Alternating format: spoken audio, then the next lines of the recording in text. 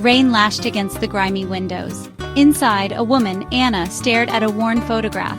Her eyes, haunted and hollow, reflected the storm raging inside her. The photograph, a man, smiling, his arm around a pregnant woman, her husband and unborn child, gone. 5 years ago, their lives had been brutally extinguished. A hit and run, the driver never found. Anna, shattered, retreated into the shadows, her grief a suffocating cloak. But beneath the surface, a simmering rage began to stir, the thirst for justice, for vengeance, slowly consuming her. Anna trained. Day and night, she honed her body and mind, transforming her despair into a weapon. She learned to fight, to strategize, to become invisible. The woman in the photograph, the grieving widow, was gone. In her place, a hunter emerged, focused and ready to strike. Her investigation had been relentless, piecing together the fragments of that night. Finally, a name surfaced from the darkness. Victor DeLuca, a ruthless businessman with a history of violence. He was the last piece of the puzzle, the man who had ordered the hit, the architect of her pain. Anna meticulously studied Victor's life, mapping his routines, his weaknesses, his fears. He became her obsession, the center of her universe. She infiltrated his world, a ghost in the night, leaving subtle warnings, unsettling reminders that her presence was growing. A dead rose left on his car. A chilling message whispered through his phone. Victor, initially dismissive, started noticing. His world, carefully constructed and controlled, began to unravel. He felt the chill of unseen eyes watching his every move, the prickle of fear down his spine. He hired security, tightened his inner circle, but the feeling persisted. Anna was always one step ahead, her knowledge of him unnervingly precise. She was the phantom haunting his waking hours, the nightmare that invaded his sleep. He was a predator accustomed to hunting, but now he was the prey. The tables had turned, and the hunt was on. Victor, desperate to regain control, decided to use his enemies as bait. He arranged a high-stakes poker game, a gathering of the city's most ruthless players, knowing word would reach Anna. It was a trap, a calculated risk to draw her out. Anna, anticipating his move, saw an opportunity. She infiltrated the heavily guarded mansion, a phantom slipping past security cameras and armed guards. Her target, not Victor, but his closest confidant, Marco, the man who had been driving the car that fateful night. She cornered Marco in a secluded room, her presence startling him. Fear flickered in his eyes as she revealed a lighter and a photograph, the same photograph she carried of her family. Her voice was ice, devoid of emotion as she delivered her message. "Tell Victor the game has just begun." Marco, consumed by guilt and terror, cracked.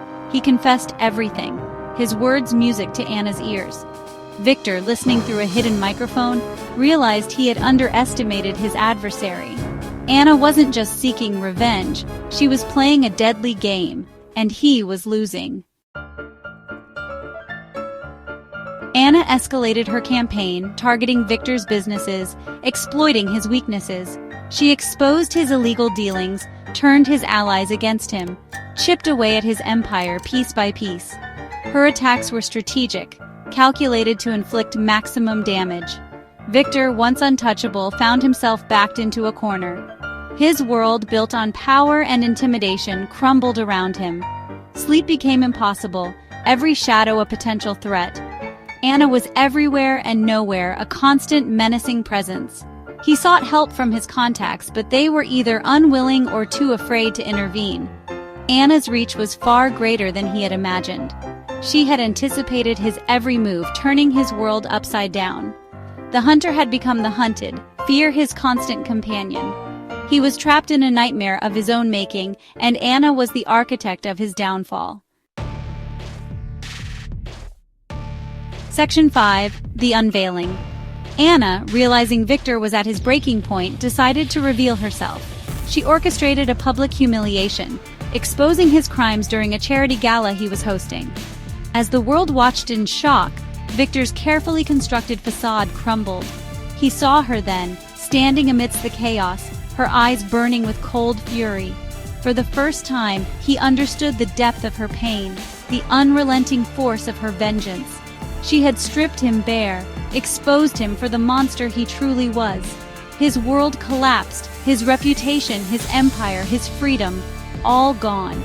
He was dragged away by the authorities, his eyes locked on Anna's. She had won, but there was no triumph in her victory, only a hollow emptiness. The storm inside her refused to be silenced. Justice had been served, but revenge had come at a terrible cost. Section 6. Into the Lion's Den. Months later, Victor, incarcerated, remained a shell of his former self. He had lost everything. Anna, however, found no peace. The nightmares persisted, the thirst for vengeance unsated. She started visiting Victor in prison, her hatred a tangible thing. Their encounters were tense, filled with unspoken accusations and simmering rage. Anna, consumed by her need for retribution, failed to notice the subtle shift in Victor's demeanor. His initial fear had morphed into something else, a chilling calmness that sent shivers down her spine. He began to talk, not of remorse or begging for forgiveness, but of shared pain, of a conspiracy that ran deeper than she could imagine. He spoke of a shadowy organization, pulling the strings from the shadows, responsible for countless deaths, including hers. He claimed he had been a pawn, just like her, manipulated by a force far more powerful and sinister. Intrigued and disturbed, Anna found herself drawn into Victor's web of twisted truths. Section 7. A taste of her own medicine. Driven by a newfound purpose, Anna delved into Victor's claims, uncovering a hidden world of power and corruption. She discovered the organization, known as the Consortium, its influence reaching into the highest echelons of society. The Consortium, she learned, operated with impunity, eliminating threats, manipulating events to serve its own agenda. Victor, despite his crimes, had been right. He had been a tool, just like her husband had been, their lives deemed expendable. Anna, realizing the depth of the conspiracy, felt a surge of anger, not just for herself, but for all those who had been wronged. She vowed to expose the consortium, to bring them down, even if it meant making a deal with the devil himself, Victor. She had hunted one monster, only to find herself facing a hydra, its many heads more powerful and dangerous. Section 8. Twisted Truths. Anna and Victor, once mortal enemies, formed an uneasy alliance, their shared hatred for the consortium binding them together. They used their combined knowledge and resources, plotting a daring escape for Victor, a gamble to infiltrate the consortium from within. Their plan, fraught with danger, was successful. Victor, now a fugitive, disappeared into the shadows, guided by Anna's instructions. He became her eyes and ears inside the enemy camp, feeding her information, exposing their secrets. But as Anna delved deeper, she began to notice discrepancies in Victor's accounts.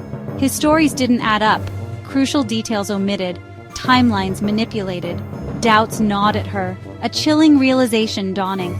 The hunter, blinded by her need for revenge, had walked willingly into another trap. Section 9. The Price of Vengeance. Anna confronted Victor, her voice shaking with a mixture of anger and betrayal.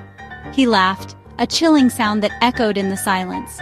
The truth, he revealed, was far more twisted than she could have imagined. He had been the mastermind all along, orchestrating the hit on her family, framing the consortium, manipulating her into destroying his enemies. Her pain, her rage, had been tools in his elaborate game. He had played her perfectly, exploiting her grief, turning her into a weapon to be wielded against his rivals. The revelation hit Anna like a physical blow, the weight of his betrayal crushing her. As Victor moved to silence her, his eyes cold and calculating, Anna understood. Vengeance, she realized, had consumed her, blinding her to the truth. And now, it would cost her everything.